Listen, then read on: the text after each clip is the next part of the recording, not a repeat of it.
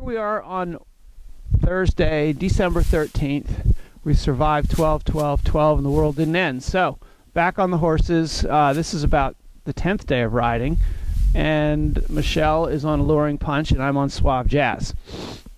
Both of whom have been magnificent. Let's watch Michelle first.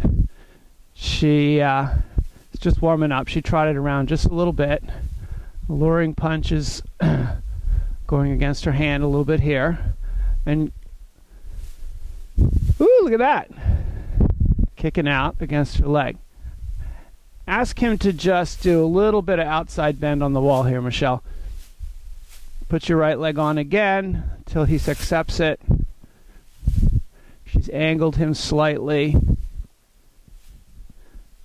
to get him to accept her leg and the bridle all at the same time, which he's figured out how to do, but not always sure he wants. And now let him go straight and trot on.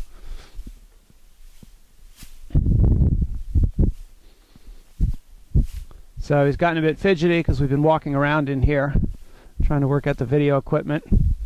And so we're going to let him go forward and trot on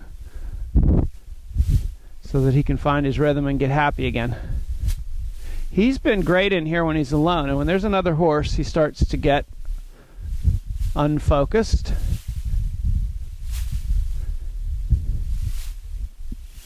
And that's been the thing that we suspect is going to be biggest with him. He's only a 3-year-old. He'll be 4 in the spring.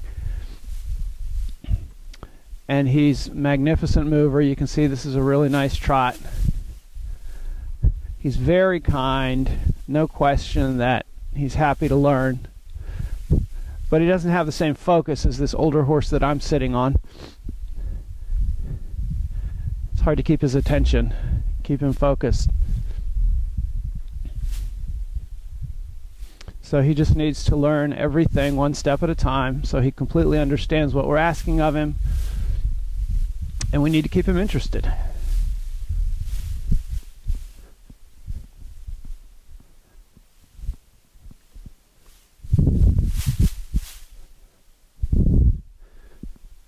Yesterday he went on a trail ride with a buddy and discovered the joys of logs on the trail and mud and puddles. First log he couldn't quite figure out how to step over until the other horse showed him. Sorry, I'm in your way. And the first puddles he wasn't sure he wanted to go through till the other horse showed him, but he was very good about learning both. And he was actually very brave. Happy to go in front down the trail.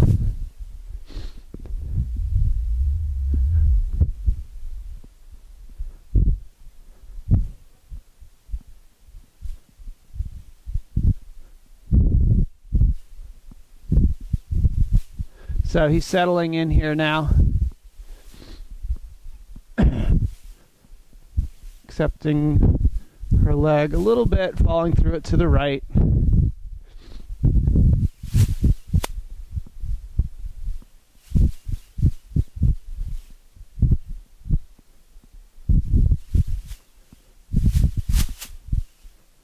I'm going to try to stay up at the other end of the ring.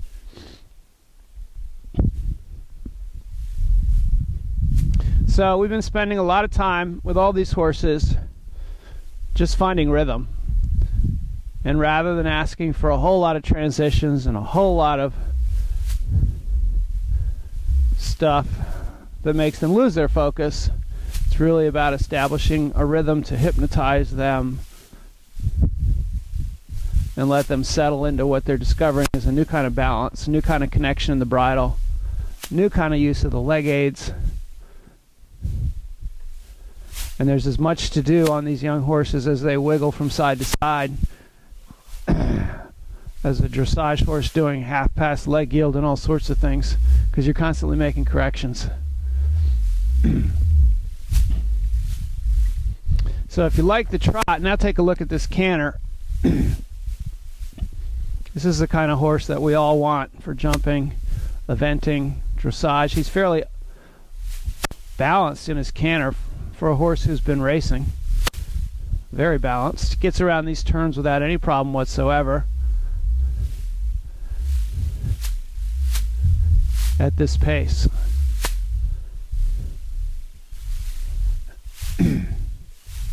And you can imagine him cantering down to a jump and just floating over it. But he's not ready for that.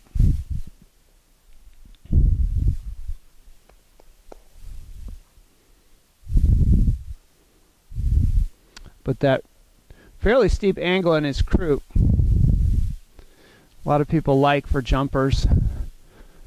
I like it. I like the look of it. And to me, it seems very easy for this horse to have his hind legs underneath of his body and not trailing out behind him, which I think is why he can canter in here so easily.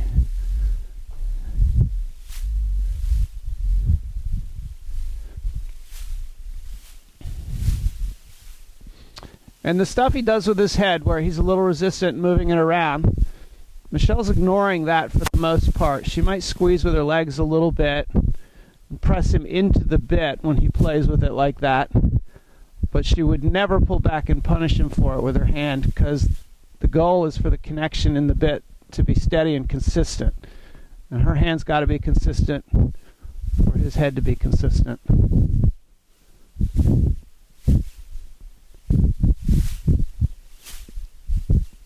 It's been a little tough on the right lead. We really got to use the corners to get it. He'd much rather fall to the right with his body. So she has to slow down. Get him more upright so he's not leaning like a motorcycle. Time it just right. There we go. So there he found it because he was a little slower and less leaning. And you know, these horses are not to the point where your aids for the lead are really going to be understood. When you put your inside leg at the girth and outside leg behind the girth, you can't just bend this horse like a trained horse. You have to let him find it himself a little bit more.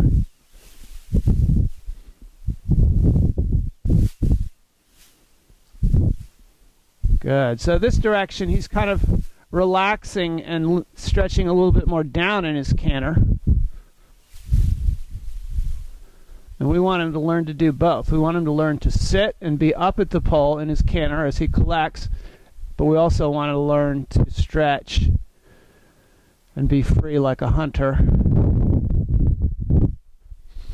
without accelerating.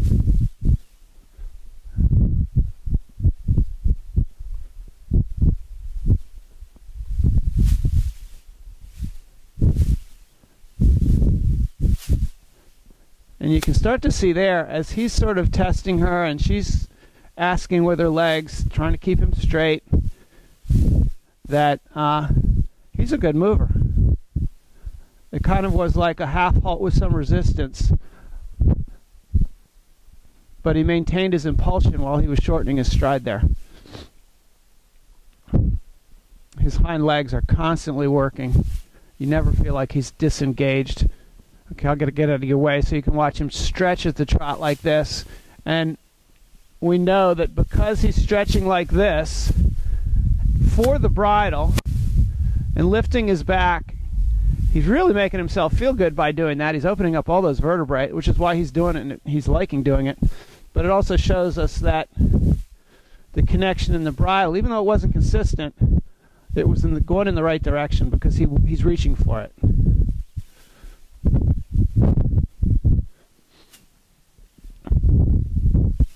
See a little bit more stretch, and let him walk, and keep him walking on a free walk as much as possible. Free walk can be hard when the horse wants to go back to the door, but it's really important if we can get them after they've done a bit of work to stretch and feel very, very, very good about themselves and settle. Then we're building that sort of little peaceful zone, that place where we can give the rein, the horse stretches to it and feels very good and relaxed. And that's how we deal with the tension that's bound to come up when we get them to a horse expo and they're hot and they're jigging, and we get them working, and then we let them stretch and they breathe, we hope. So that's about where he is indoors, and he's been outdoors, and he's just as good out there. So now we're going to show you Suave Jazz. Yeah, let's take a cut.